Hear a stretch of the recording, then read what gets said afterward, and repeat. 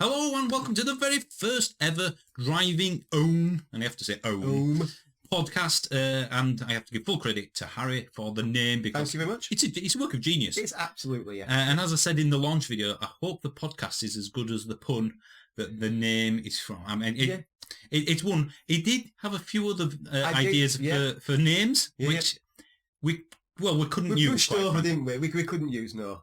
Should we say one of them? Because I'm pretty sure people will be aware of this level of humour here. Humour that we're going for here. Yeah. What was it? Carpedos. Carpedos. Yeah.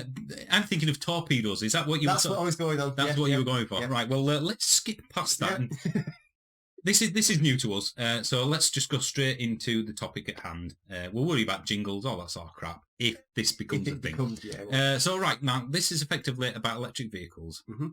Lots and lots of media, people online, electric vehicles are rubbish. Yeah, you see it all the time, don't you? It's the Daily Mail. Clearly. It is, yeah. And there's been something that we're going to talk about as well on Channel 4 that Guy Martin did. Yeah, there has, yeah. So we'll come up to that as well. But effectively, what we're trying to say to you is that it is not an electric car that's rubbish. The electric cars are brilliant. Brilliant, absolutely. It's the infrastructure. It is. And I know you could say one is the same as the other, but it's not, is it? No one ever says if there's a bad petrol station experience that the car's crap. It's the petrol stations, yeah. And it's all about the infrastructure. So we're going to give you a few examples, a few things that over the last 7 years of driving EVs that have come across. And good God, if I think back 5 or 6 years on what the infrastructure was like back then, it was literally pretty much just the electric highway.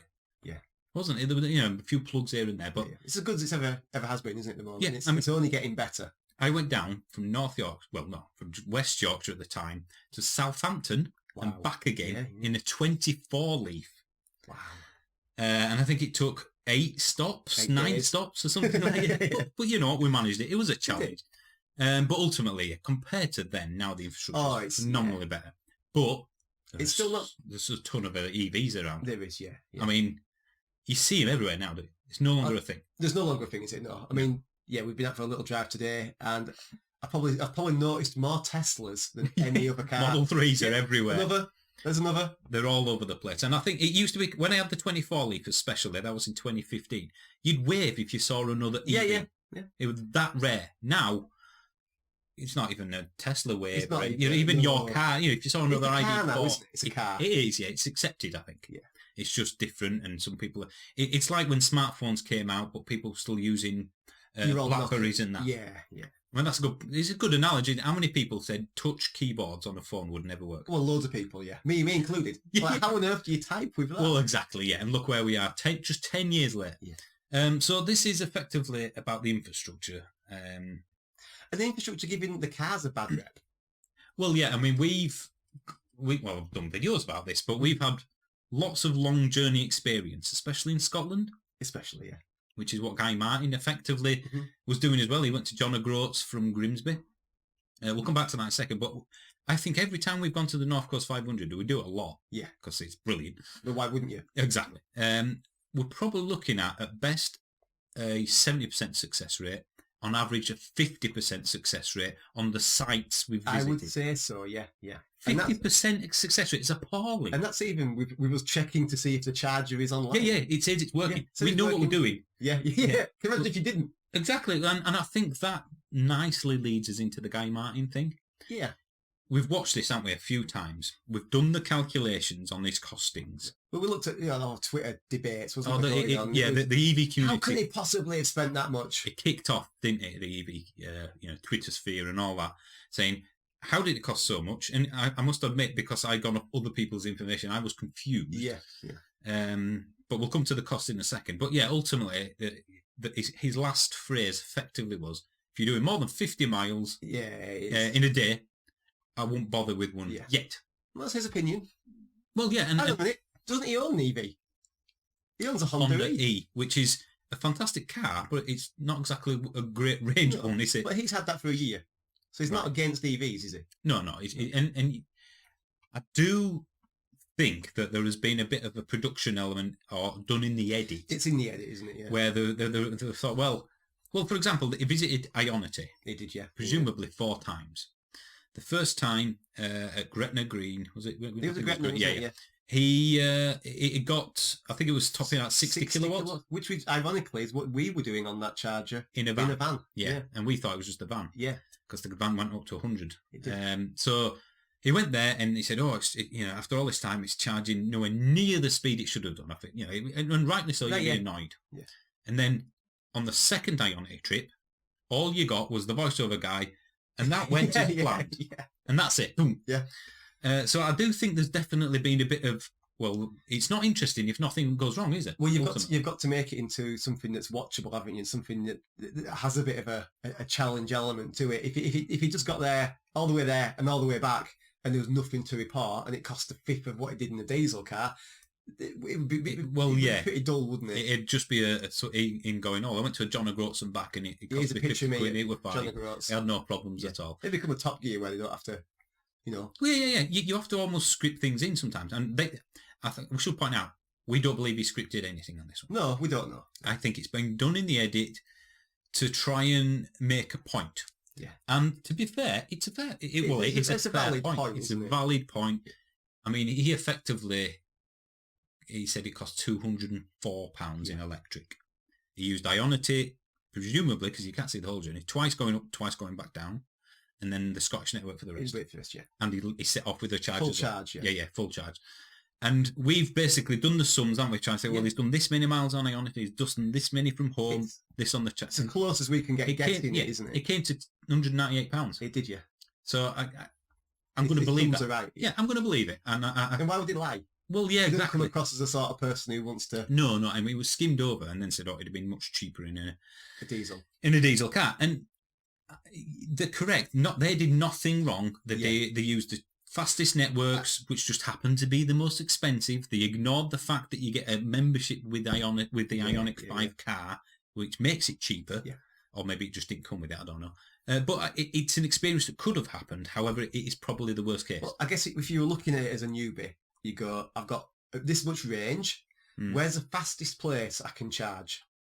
And that's what he's done, hasn't he? He's gone, I'll charge there because that's the fastest, there because that's the fastest. And then, lo and behold, I'm in Scotland then, so it's just using the rest of the charges to get all the way up. I mean, the one thing that was highlighted to me is that there's clearly some EV knowledge going on, because they said, according to ZapMap, people have had problems at this charger for a while. Why didn't you check before? So I think they did.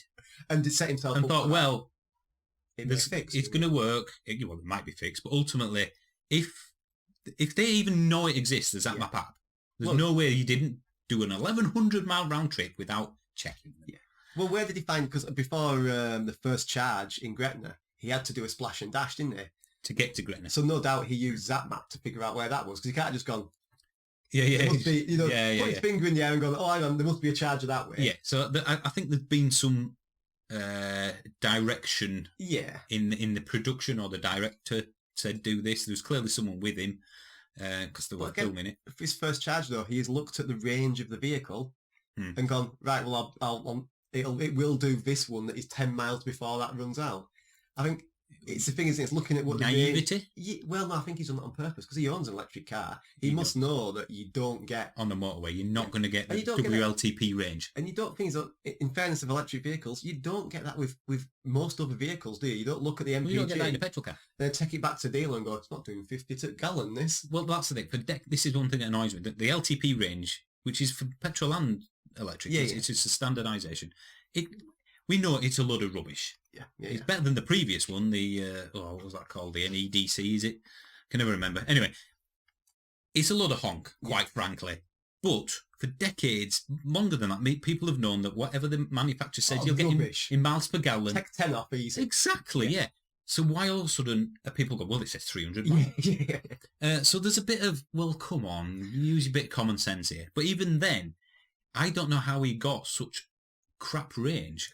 We haven't driven the car. No. The Ioniq 5 should be way more efficient. Well, did we calculate roughly based on our sums that it was doing 2.5 miles per kilowatt hour is what our sums were based on. Right. So which is that's e-tron levels. Yeah. I mean, bear in mind that when I drove down, I did a range test in the Model 3, and arguably the Ioniq 5 should be just as efficient. Yeah. Based on the Hyundais and the Nego, they're immensely efficient. On 5, weren't we? Yeah. In the test that I got 5 miles per kilowatt hour driving economically. Yeah. When I was driving it at motorway speeds, Yeah. which I assume he was, Well, I was getting 4.2. Yeah. It didn't look like the weather was really bad. It might not have been warm, but it was bad. So I would expect a bare minimum of 3.5, quite frankly. And we were basing it on 2.5. Yeah. So either that car is not as efficient as it should be, Or he was driving it maybe a little bit faster than he should have been. maybe on the motorways, yeah. It's that thing, isn't it? Talks If in you, the hair. if you drop from the motorway legal speed of 70 plus 10 to 60, you're going to do a load more miles, aren't you? Oh, God, yeah. It's the And difference it will be between- quicker. Yeah, it will be. The irony is, going slower, Going slower goes quicker. But even if you said, I'm sticking in motorway speeds because that's what I want to do. Yeah. No problems with that at all. But I do think there was definitely an engineering a of the bias. edit. Yeah. Not for him, for the edit. Was it sponsored by Toyota? I don't know, actually. I didn't watch it live, but it's quite possible. I mean, that's the thing, isn't it? We could do that same journey again, doing the same speeds in the same car. Do you know, it'd be nice to. And it would be, I reckon it'd be 50 quid. Yeah. Because we wouldn't stop at Ionity purely for the cost. No. We'd be stopping somewhere else and getting some dinner. Yeah, you build it. I mean, you say, oh, yeah. It's a compromise, isn't it? It will take me longer to get there, but because I'm doing it this way, I'm going to save a ton of money compared to the diesel petrol car. And that's my compromise. I'm saving money, but I'm losing time. I think what Guy should have done at the end is to explain that and gone. Maybe he did. In the end, and he then did out. Yeah, so gone, it cost me £204, but that's the worst case scenario. If I wanted to go and use a charger that charges a lot less, this would have been the cost. And I reckon it would have been substantially cheaper, wouldn't it? If I'd have driven slightly slower, I would have got to the first Ionity charger, meaning the slashy dash before that would be irrelevant, unneeded. If the Ionity charger, or should I say when it's fixed, again, that would have, there's a lot of, it happened, and it can happen again. Oh, yeah. So I think we have to be very clear here. This does happen. I mean, we remember when we turned up to Scotland and we got charging. It was a park and ride. Yeah, there were Where was three that? rapids. Was that Perth? It could have been Perth actually, but not where the not where the Tesla superchargers are basically. So we weren't in. We were in the van, the electric van. So we couldn't obviously use the Tesla superchargers. And then, that was awesome. Video in the channel. And there were 3 rapid chargers. One of them, according to a local, has been down, and I quote, for ages, forever. So there were effectively 2 left. We got charging because we had to wait about 5-10 minutes. And then after that, there were 2 people that arrived. The guy in a Tesla who was blocked, even though there's Tesla chargers there, he was charging for free, wasn't he? Because he thought it's not working, so he buggered off to the Tesla one. Someone else came in, wouldn't charge. Yeah. Someone else came in whilst he was kind of waiting for them to answer the phone. They could charge it. We were still charging, weren't we? We were charging, and it was because the servers were down. Yeah, they couldn't authenticate. They couldn't authenticate. So the charger was fine, so they couldn't authenticate anymore. Communication. But the whole of Scotland's charge place network was down. Well, we had to go back via Aldi's, didn't we? Yeah. We were thankfully just coming out of Scotland at that time. But a single point of failure took the network down. Thankfully, they're no longer looked after by the BP Pulse back end, and they've moved over, and it's going to be contactless. You'd think, well, exactly. Why not go contactless? Or why not, in the event of a failure, go free vend? Which he have always done. But there was that guy, wasn't there, who was there with his son, his young son, and it was his first journey that he'd done where he had to charge on the way. Yep, he'd never done a public charge before. And he was stuck, wasn't he? He was stuck. And he's still there. The only charger, the only charger that worked, because they had an array of fast chargers. Yeah. So he will have basically hopped on the 7 kilowatt charger. It was in a Leaf, 40 Leaf, and he still had another 120 miles to go or something. Wow. So effectively, jump on that. That will put him off. To get the car. You can't even go to the next one, can you? Because it's still not going to work. Well, no, because the whole of the bloody country was down. And I mean, these are what I'd like to think of a temporary thing. It's a network that was put in, now old, and it needs investment. It's all legacy, isn't it? I guess. Well, can you imagine like the grid serve thing? Yeah. Can you imagine if you went to refuel your car with petrol, and the entire of the infrastructure at every petrol station was down? Well, actually, I've had that before. Have you? I've been to a petrol station not so long since, and the cash payment system wasn't working. I used what's it called? Currency. Currency. Currency, yeah. But where do you find that? Well, in You the cash machine that was next to me. That was But lucky. even then, I said, well, what if I had my, It's just good. cash? Well, yeah. Oh, said I would have written your number plate down. It was a manned petrol station. Wow. So all of a sudden, there's a way around. It's like, right, this is very rare. Yeah. We'll just take There's your somebody details there. down Yeah. and we'll ring you to we'll pay you over the phone. Yeah. We're not going to let you be stranded. I can't think of a single charge site anywhere, including possibly GridServe, because I didn't see if it was manned on. But is manned and therefore has that human Somebody backup. there. Well, no, why would you think it's... If looking at the way things work at the moment, why would you build a future where you need to pay somebody to be there? Well, the local Asda to us is unmanned, isn't it? The petrol station, I mean. Because that's one of the things, isn't it? If you're paying somebody's wage to be there, it's a big lot cost, more expensive, isn't it? Yeah, so, You've but got to put your cost of everything else up then. But then you need that person sometimes. Oh, do you know? the services aren't manned, but they're not the chargers. You have to ring them up. You need, well, in that case, then you need to be able to ring somebody and they answer the phone straight away, don't they? Over the, and I'll put you on a hold, and 10 minutes later you still haven't got through. So it's all down to partly the technology is getting more robust, Yeah.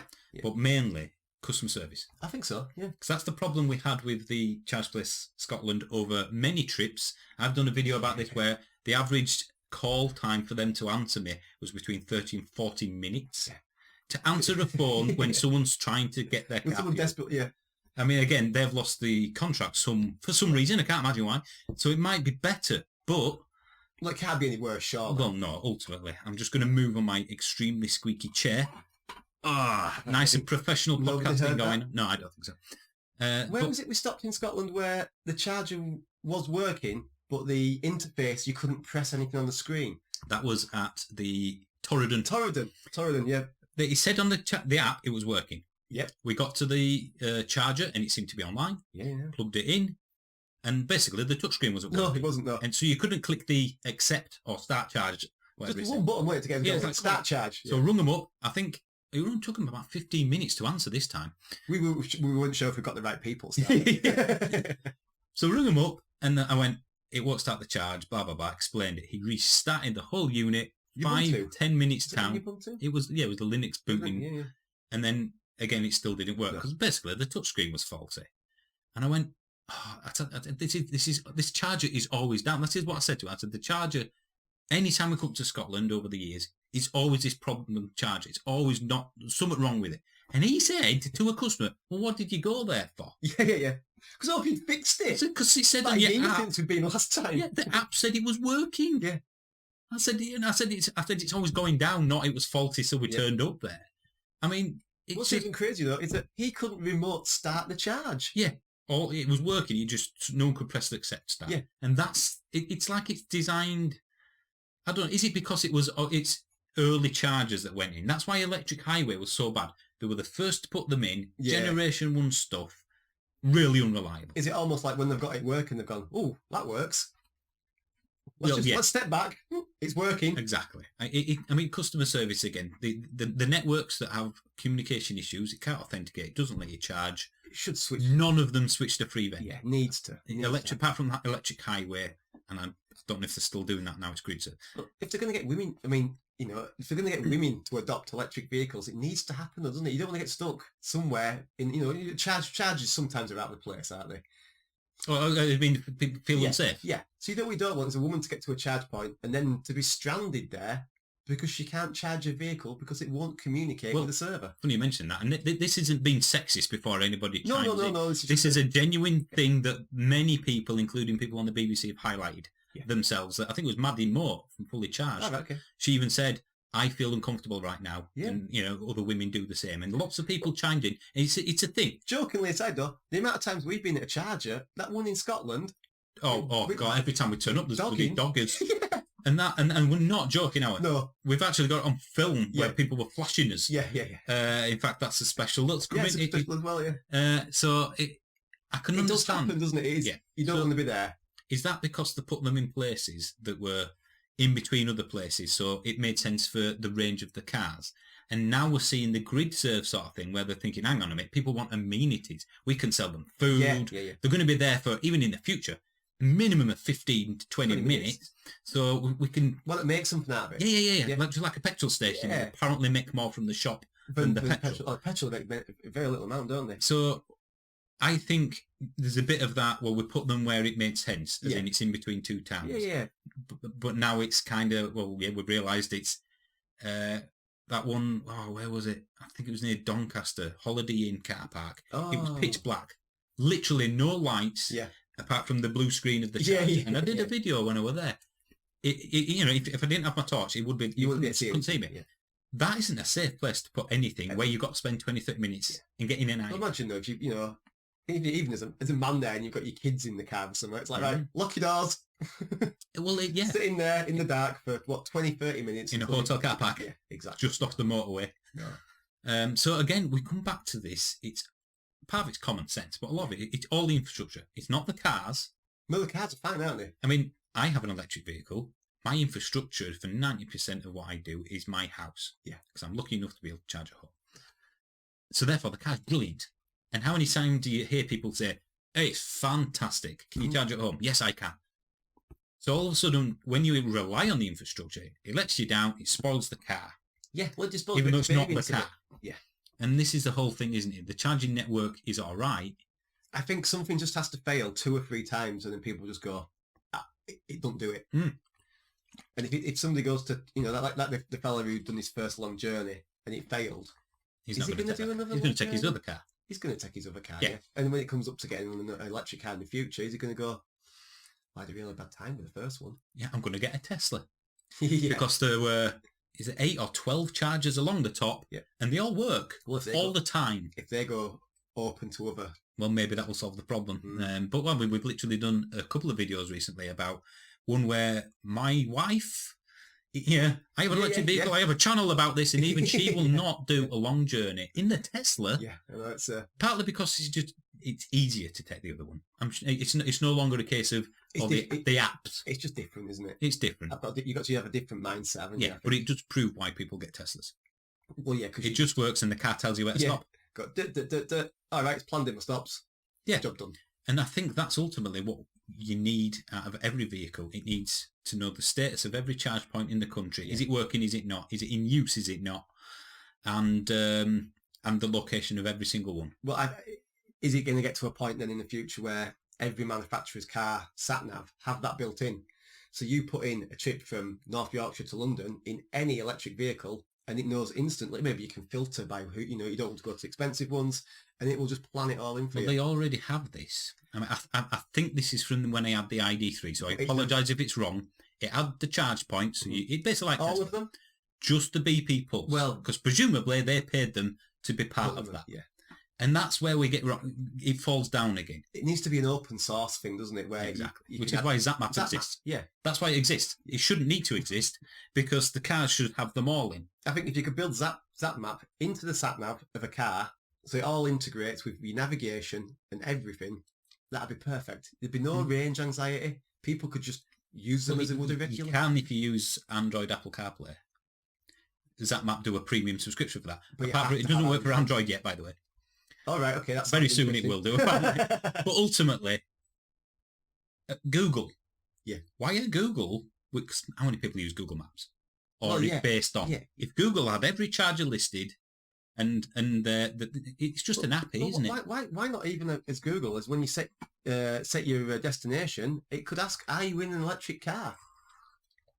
Yes. Or it would know how long because, your range. Like it knows when you're going home and stuff. It needs to plug in. I guess how the Bluetooth would tell it. Yeah, how the range left on the car. Well, maybe, but it'd tell it what car you're in. Yeah. This car's electric, and every time it Bluetooths to it, there's got to be some. I mean, we're both IT technicians. Yeah, it doesn't. Sorry, IT consultants. Yeah. It doesn't be on the realms of impossible. No. It's just joined up thinking. Yeah. People are trying to create their own network that they want you to use, and that's made a segregated thing where they're all doing their own thing. Yeah. And it's just a mess. It becomes like mobile phone charge cables. Yeah, and now look where we are. USB-C, it just works. You plug in. You don't need adapters. So ultimately, again, let's go back to the Guy Martin thing. Yeah. Was that a completely fair assessment when he said if you do more than 50 miles? Well, I don't know. I won't bother getting an EV. I don't think it is, no. I always stand by what I say about EVs. It will suit the majority of people most of the time. Yeah. And there'll be a couple of times where you get caught out on longer journeys or whatever. Hmm. But it will suit most people the majority of the time. I think Guy Martin's saying if you're doing more than 50 miles a day, I think that's unfair, really. I think it's if you can't charge at home, I would agree. If you can charge at home, then I don't see a problem. The thing is, though, how many people do more than 50 miles a day anyway? It's quite unusual. Yeah. And if you do... If you commute... Well, yeah, if you're commuting 25 miles... I mean, we sometimes rarely do 50 miles in a day. For work, yeah. But the thing is, even the smallest EV will do 100 now. Yeah. Even his Honda E... Yeah, we'll do that. Will do 100 miles in winter. Yeah. Or close to it. So, again, it's about the infrastructure, because if you charge at home... I mean, maybe he said that and he edited it out. He might have said... I think... If you can't charge at home, I won't bother if you're doing more than 50 miles a day. Which just makes sense. Yeah. If you can charge at home, then, quite frankly, it should be easy for you. A long journey, I mean, he did it, and if he did it again, knowing the experience he's just had, it would be phenomenally easy and better for him. I'd almost like, if we had the time, to do the exact thing from Grimsby to John O'Groats, but do the Yorkshire version of it. So that'll be charging where it's cheaper and just staying a little bit longer. I mean, again, I probably didn't, but they went to, what was the first charge? The Genie Point in Morrison's. Yeah. They're known for being unreliable. Again, he knew that map existed. It will have said this isn't working, or it's not working much. Mm-hmm. Across the road was Instavolt, which is known for everyone to say, just use Instavolt, it just works, it's contactless payment. Yeah. I think they went there thinking, oh, we can highlight something that's wrong with the network here. Which is not a bad thing. But how many people will watch that, listen to the last thing he said about the 50 miles, and not even look at an EV because of what he said? I think so. I also think as well, if you look at his notes that he took on the journey, he had 10 stops to charge over, was it 1,100 miles? Yes. So that, in my head, I go, oh God, he's got to stop nearly every 100 miles to charge. Well, yeah. Not that doesn't make sense. Yeah, exactly. Unless he included stops where they didn't work. I think so. Or stops where they had just got like 15 minutes worth or 10 minutes worth. If you get 200 miles of real world range, that's 6 stops in that journey. Yeah. So the other 4 must have been where he didn't make it. He was looking for something. Yeah. So, and maybe that's why he did a splash and dash to get into Ionity. Yeah. I just thought, well, I'm here now. Yeah, I'll just... There's a shop. I've got something to eat. I'll get fully charged. I'm out of working charge. Fully charged? No. I'm topped up. Yeah. Thing is, though, fully charged, it's not good to do that to your battery. It's not, no. It's already benched. It should be called 80% charged. Yeah. So, no, I think it highlighted a good thing in the incorrect way. But I think, by highlighting the issues, he's probably pushed people away from adoption. Well, they didn't do the best case scenario. Well, I think it'd been that. Well, yeah, he didn't know, and maybe at the end of doing explaining how much it was, he could have said it's, the best case scenario, it would have cost this much. And I reckon on the way back, because you didn't see any of that journey, it was faultless. Yeah. Because you didn't see it. Well, wouldn't it have been free to charge in Scotland? Unless he didn't use... For Wick, I believe. He went to Wick. Yeah. So they showed him driving up there and none of it back. Yeah, which tells the story. They thought, let's go here, get it filmed, and then just drive the home. rest of it, yeah. So I don't really blame him, because logically there's no reason why you shouldn't go to Ionity. There's no reason why you shouldn't have got 200 miles to get to Ionity in that car. And he's a TV presenter at the end of the day, hasn't he? He's got to make something that's interesting. Yeah, but I think the problem the EV community, as it were, had with it is that will massively put people off, because it's the Daily Mail headline. But that's a good thing, though, because it means there's more charges for everybody else. Yeah, but it is the headline thing, isn't it? How many times... I mean, the Daily Mail have recently done a story about we're going to be... There's not enough... We're going to have blackouts. Yeah, and that's just due to immigrants causing... Yeah, cyclists and... Yeah, I know. And effectively what they did is, certainly if you've read the article, they explain this, is they looked at the National Grid white paper, picked the worst case scenario, put that at the headline, and then in the article said, in reality, this is what will happen, we'll be fine. But how many people just look at the headline and that's it? Yeah. Come back. Sorry, we thought everything went off for a second. We're still live. But that's what I mean. Yeah. People will not read the articles. No, they look at the headline and then they go straight to the comments. And then people will watch that video he's done and go, and kind of not watch it. Yeah. Like, one person's watching it, the other person's reading a book, and then the last thing they hear is, right, if you do more 50 Don't bother with one. Well, yeah, because I've had great fun, but don't bother with one. what someone will say is, well, will you go to your mum's like every couple of months? Yeah. That's like 120 miles away. So yeah, There's no point in getting one, even though we only do it, once, 4 times a year. There's no point. So I think that's what bothers us. I'm looking at a Model S. No, that's just not a bother. Well, exactly. Giving him the best-selling electric vehicle, a Tesla Model 3. Oh, yeah. He'd have gone straight up there and straight back down with no fuss at all, and it'd have cost a tenth. Yeah. Even if he had to pay for all the supercharger stuff. They'd just gone, oh, it's brilliant. Yeah, and I think it wouldn't have been a TV program, would it? That highlights that it's all about the infrastructure. Yeah. It's not the car, is it? The Tesla Model 3 that people like. No, it's not the reason I bought one. No, it's the infrastructure. Yeah. Yeah, and we've said this many times over. It's the key. It's idiot-proof, isn't it? It's the thing. It's proven by us. Well, yeah. I mean, we could go across Europe just using the sat-nav. Yeah. No planning involved, which is how it should be. Yep. And I think that's where we need to be at. You should be able to get into a Nissan Leaf, put the postcode in, it goes, right, you're not going to get there. Yeah, let me stop sort this here. Out for you. It's working. Yeah. And then you'll be fine to carry on. Just like a lot of them are doing now. And I wonder when's going to be the time that manufacturers do club together and work on something like this, rather than all trying. Ionity. Well, yeah, but even so, Ionity's not. It's not the answer, is it? Well, how have they got it so wrong? Where I mean, from the ZapMap thing they showed, it's been doing that slow speed for months. Yeah. So there's no way they didn't know. And this is a premium service. Premium service. Yeah. They're charging 69p to disincentivise people. Who chose that number? A man. I mean, I know why they've done it, but I mean, it's like the pre-authorization. Yeah. Oh, yeah. Is it £67? £67 it takes off him. Every time you plug in and try and charge. So on that journey, how much money is it taken off him? Well, he presumably did 4. Yeah. And let's assume they all worked first time. Yep. So that's 230. Well, no, 200. Yeah, call it 250 quid. Yeah. With a bit of change. Wow. Out of his account for possibly up to a week because of pre-authorization. Yeah. Now, Instavolt take a £5 out. Well, that's realistically how much the electric cost. Well, that's the thing, isn't it? Someone at Ionity's gone, right, 69p. Someone could turn up in a Model S with a 100 kilowatt-hour battery. Yeah. So that's, well, we'll call it 67 quid. Yeah.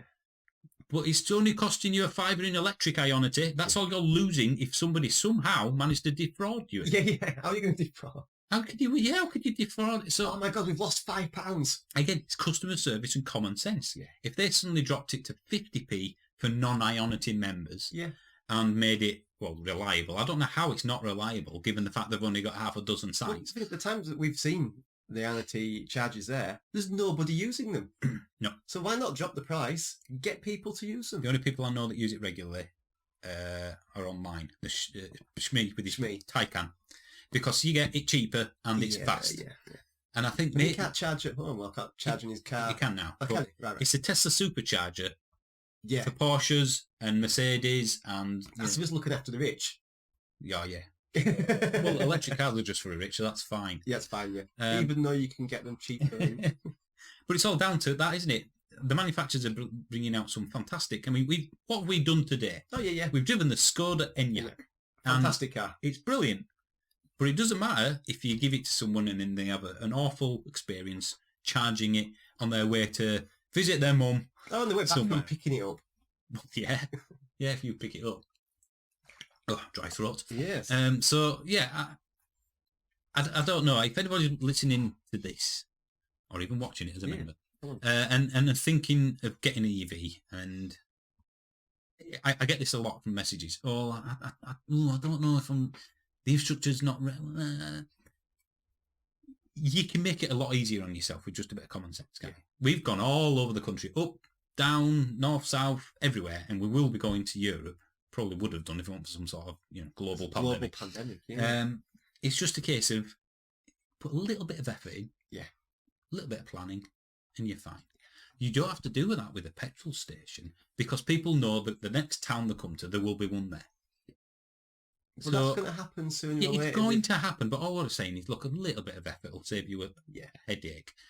If you pick the right car. Get ZapMap.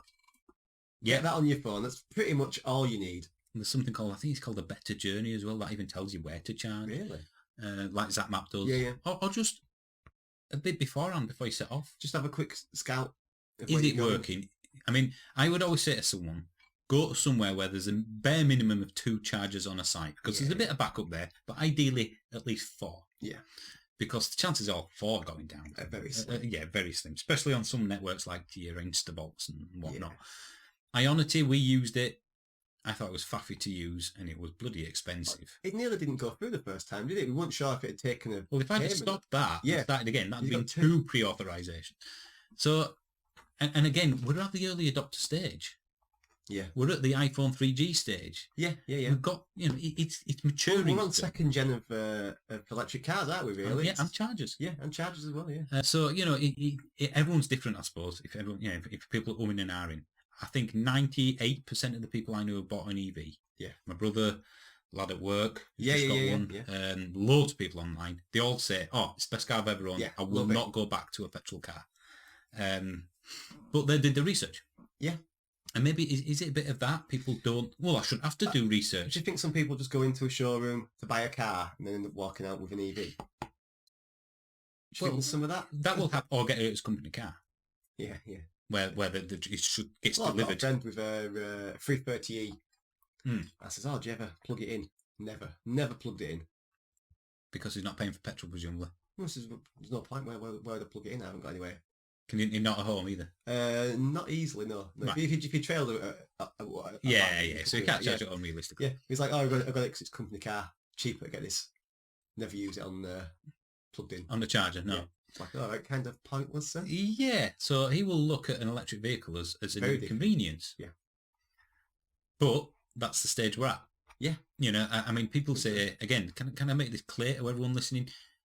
He even said it on Guy Mine. In 9 years, you won't be able to buy a petrol or diesel car. You can. Plug-in hybrid is going to be sold until 2035, 14 years from now. And a plug-in hybrid, like that 330e, that you don't charge, is just a petrol car. It is, yeah. Well, it's a hybrid. Yeah. But you could effectively just use petrol and nothing else. Yeah, you could do. Done. Yeah. So it's not 9 years, it's 14. And that is 14 years ago, the iPhone didn't really exist, did it? That's not quite long ago. We're going to see that electric cars come down in price. Mm-hmm. The cost of petrol goes up so much that it's pointless having a petrol or diesel car. Yeah. I've always said it. It's back to that compromise. I'm happy to wait longer to charge because I'm saving a ton of money. Yeah. Which is what Ionity is taking away, I guess, because it's so expensive. But that's the whole thing, a compromise. Eventually that compromise won't exist. I'll be just saving a lot of money. Yeah. So I think overall, it's the key to this is the infrastructure. The government need to concentrate more on that. Banning cars is great, but there needs to be some sort of strong legislation saying if you don't have a minimum amount of chargers at a site that uses plug and play, not just contactless, where it can do it via the VIN number or whatever, like a Tesla does, like that Dutch Fastned or however you pronounce it does.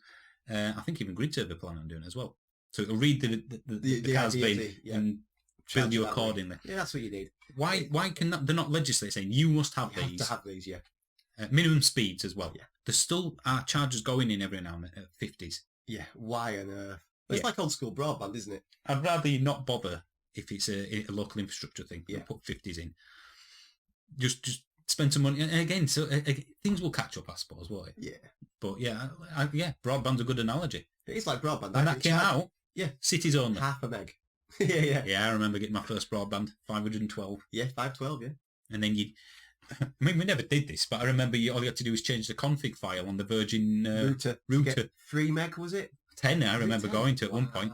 That was like the future just then. Well, it was 10 meg. You dial up to 10. Yeah. But even 512. Yeah, no, that was amazing. So I've got a website and it's just like that, just loaded. Yeah. And now broadband, I mean, you get a way faster speed with your phone. Yeah, you do, yeah. So it's just, be patient. I think that's the it's going to happen, isn't it? Be patient. It's getting there. I mean, again, if I think back just 5 years ago, the infrastructure was infinitesimally small compared to today. I think the trouble is you've had so many networks trying it out. Like when like Yorkshire Cable, NTL. Oh, yeah. We had loads of cable companies and loads of franchises, and then the crap ones disappeared. And the good ones stayed. And that's what will end up with charge networks, I think. The good ones will stay, and the bad ones people will ignore. Yeah. Well, it's going to be interesting to see what happens, though, isn't it? Whether... Do you think petrol stations will be repurposed for charging stations? I think there'll be a gradual changeover. Or do you think that just petrol stations just close and you'll have not charging stations, but more charging available. It's like supermarkets and stuff like because that. there are amenities there. Yeah. I mean, this is the thing that I guess we need to make clear as well. Don't waste your time while you're charging. You could be doing something else. We filmed a video for YouTube whilst we were charging. Yeah. We made use of the time. Or I've just slept a couple of times because we're tired. Yeah. But ultimately, we will not need the amount of petrol pumps we have in electric car world, because I think it's roughly 60%, even if you said half, of the country can charge at home, which means only half of the driving population would needs public charging, because even those that can charge at home will go on distances. It's going to be a small percentage of their overall journeys. So we will not need masses of petrol station equivalents. No, you're not going to need that, yeah. I mean, maybe we will, because you'll have to stay there for longer, even with faster charging. But it's not, I mean, petrol stations are expensive to put in. Yeah. Again, it will happen when they can make money from it. Yeah. By selling electric to electric car drivers, you can guarantee they'll be doing it. They'll be putting floods of it won't they? Which is why I think it's starting to tip now, because how many electric vehicles are getting sold. Well, look at the Model 3. The fastest selling, most popular car in the last quarter, was it? Yep. And GridServe have replaced, or nearly replaced, all the electric highway points over effectively a 3-4 month period. Wow. That must be very expensive, but the finances, the economics are there. Otherwise, they won't do it. Oh, no, there's no point, would there? So I think we are at that tipping point where money will, if people can make money from it, it will happen. Yeah. It's like space travel. Yeah. We can make money from that. All right. Let's do it. Everybody's going into space now. So it's just patience, ultimately. If you're listening to this and your missus is in the passenger seat, if you're in a car, I ain't buying an electric vehicle, or your husband. Yeah. It does work both ways. I've got comments from both. I think it's one of those where you have to get one to realise how good it can be. Mm-hmm. And the trouble is, people don't want to take such a gamble on buying a car. You can't get a 1 week trial, can you? No, you can't. Well, not very easily. No. Those days are gone out there. I remember Nissan with the Leaf. 4-day test drive. Yeah. That was the proof of concept for why we bought it first. We got one for 4 days. Lorna took it to work, I took it to work, and went, oh, actually, this can work. Fit in with our pattern. It fits in with our life, and we've got another car. That needs to come back. Yeah. Because when people get it, they go, oh, I get it now. Mm-hmm. Yeah, I don't mind waiting an extra bit because it's quite relaxing. It's that thing as well, if there's two of you who are going to buy it, it's you and your wife, it might be that you really want it, but the wife's going, I don't know, I'm going to be able to drive to work and back. I guarantee it wouldn't. Yeah, if you can borrow one for a little while and prove it does work, you've got them on side, haven't you? And you both want to do that. Well, I've had this conversation over the last 6-ish years. Lorna drives the Tesla all the time. Mm-hmm. She just takes it to work, takes it to, basically she drives it as much as I do. So she's very familiar with EVs. Same with the Leaf. She's still like, I don't know if I want to change the Mini. When we get to that point, she don't want to change the Mini for another electric vehicle yet. Well, when? Well, exactly. And that's somebody who's immensely familiar with it. Yeah. And again, I think it's because we look at it as a bit of a challenge. Yeah. Oh, well, if we get stuck, we'll just visit somewhere else. I've never been there. Yeah. Whereas some people, worst case scenario, hassle. Got a plug. Yeah, Go knock on someone's door. Yeah. We've done that before, haven't we? Where we've eaten at a pub, had a nice pub meal because we were using their plug. Yeah, plug to charge. And you know what? It turned into a bit of an adventure. Mm-hmm. But I guess if you're going to work, it's not an adventure. It's a massive inconvenience. Well, I think a lot of people just want to get to somewhere as quickly as you can with, no inconvenience. And it's an issue, isn't it? Well, it is, yeah. And it's about breaking people's habits. It's just different, isn't it? Mm. It's different. It's like going from an Android phone to an iPhone or vice versa. Yeah. If someone gives me an Android phone now, just because I'm used to iPhones, I won't like it until I get used to it. And I think it's really good. Yeah. And it's the same both ways in it. And that's effectively what EVs are now. So it all comes down to the infrastructure. Well, I think the thing with an EV that makes them more convenient if you can charge at home is just you get out your car and just go plug it in and then walk in. And then when you wake up in the morning, you've got what effectively is a full tank. Well, I use this analogy a fair bit, the mobile phone one. Would you want a mobile phone that lasts a week? Yeah. Or a mobile phone whose battery lasts a day? Well, you'd think a week. A week? Yeah. Now, what if I said, well, you have to charge that big battery, the 1 week one, at the phone shop. But the one that only lasts a day, you can charge that at your house. Well, there you go. Well, actually, I'll go for the one that's a day and charge it at my house. Charge it because it's convenient. Yeah. And that's effectively what an EV, when you can charge at home, is. It's more convenient than petrol because it's 10 seconds when you get out of the car, And you do not charge every day. No, we You don't need charge to see it. twice a week, 3, depends on your mileage, of Yeah. course. So we'll just have to, Yeah. just have to, I don't know, try it. I think that's the thing in it. Just give it a shot. Don't choose the path of least resistance. Go out of your comfort zone just for a little bit. Yeah. And I think you'll probably prefer it. I think Ultimately. so. I'm hoping nobody thought a jet engine was going past. No, that was... My laptop decided that its fans Warm. needed to spin Yeah. up significantly there, and here it Doing it goes again. Hopefully you can't pick it up, but No. this is how professional we are on this very first podcast of Driving Home. Devin Oom. So should we wrap up this and say we want Electric car's good. we want feedback partly on this. How is it? I mean, we're going to keep doing it for a while because things take time. Is there anything you want us to talk about? Because we're very open, because it is a podcast. It doesn't have to be appealing to the whole of YouTube. We can pick specific topics that you give really us, want to know, and then we'll discuss that. or our opinions on things. Oh yeah, we've got lots of opinions. Not- We're very good at them. Nothing political though. No, because we'll probably get taken off the air if we decide to go Yeah. down some avenues. Mostly cars. Yeah, car related, energy related, YouTube related, I guess. Yeah. You know, or even occasional personal stuff. So yeah, let us know. It's a work in progress. It is, yeah. We'll try and keep these once a week. We're going once a week in all the usual places. Yeah, I'm hoping Spotify, the iTunes place, wherever you get it from your Google phones.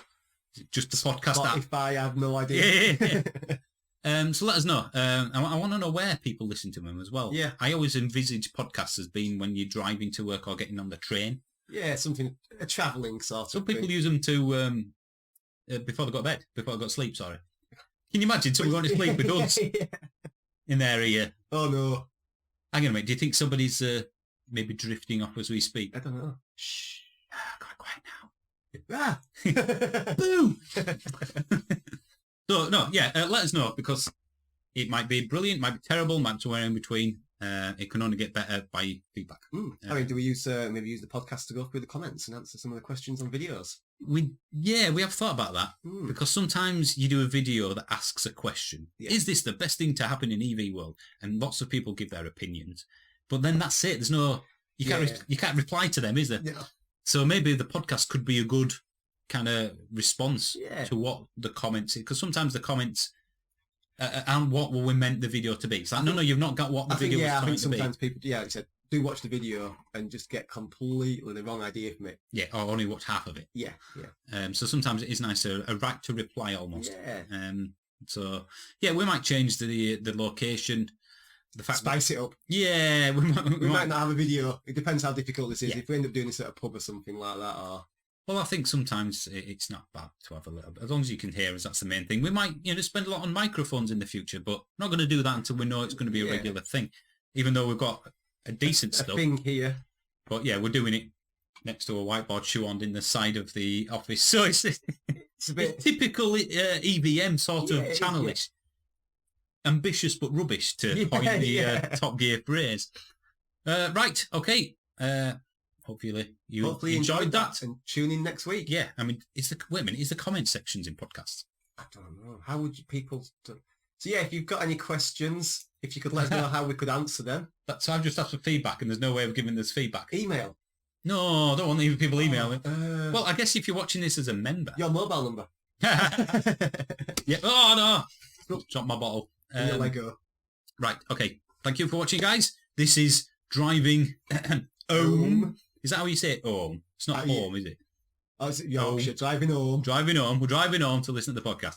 Okay. Thanks for watching. If you're in other countries, let us know. Thanks for listening. That's a good point. I'm so used to saying that. Thanks for watching. Thanks for listening. I'll speak to you soon, I suppose. We will. Yeah. In a week. Yeah. Bye. Bye. Cheers. Now, how do I press the start button? Because I think it's don't that know. one Is there. it that one there? Here we go. 49 minutes. 49 minutes of us jabbering on. Nearly 50. Yeah, let's leave it to 50. Yeah. Nice round number. What should be the last word on the podcast be? 69, dude.